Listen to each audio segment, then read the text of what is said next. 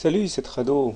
Alors, on s'est mis d'accord avec Antonio Trader, spécialement pour Golden Boys, de faire une analyse technique à deux sur les S&P 500.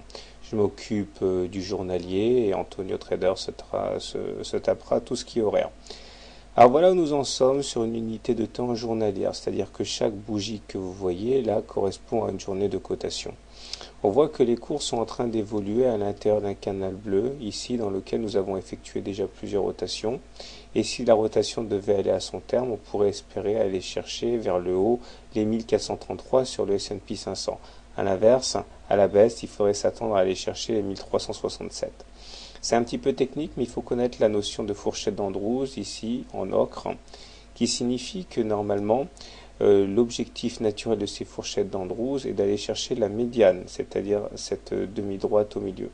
Et ça, c'est valable tant que l'on ne casse pas par le bas cette fourchette d'Andrews. Or, on voit que cela fait maintenant 4 fois que le bas de la fourchette d'Andrews est sollicité. Et si on devait sortir de la fourchette d'Andrews ocre sans en avoir préalablement touché la médiane, qui est pourtant l'objectif naturel, on aurait une explosion vers le bas, ce qui conforterait le ralliement du bas du canal bleu. Donc à surveiller, hein, sur toute clôture en dessous de la fourchette d'Andrews ocre, on pourrait s'attendre donc à une baisse assez marquée vers les 1364 et pourquoi pas le précédent support correspondant au plus bas du 10 avril, à savoir les 1358.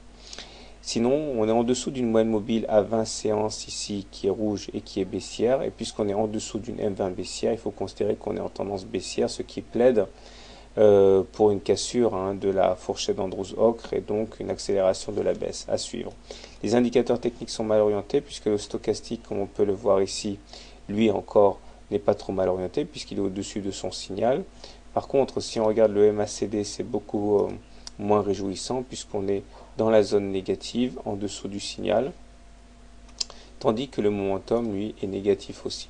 Donc si on fait un bilan, nous sommes graphiquement sur un support intéressant, mais la dynamique est clairement baissière, donc il faut se méfier, puisque a priori la tendance demeure baissière. Alors maintenant, pour ceux qui voudraient trader le S&P 500, je vous renvoie pour optimiser le point d'entrée à l'analyse d'Antonio Trader. A très bientôt, j'espère, pour une autre analyse.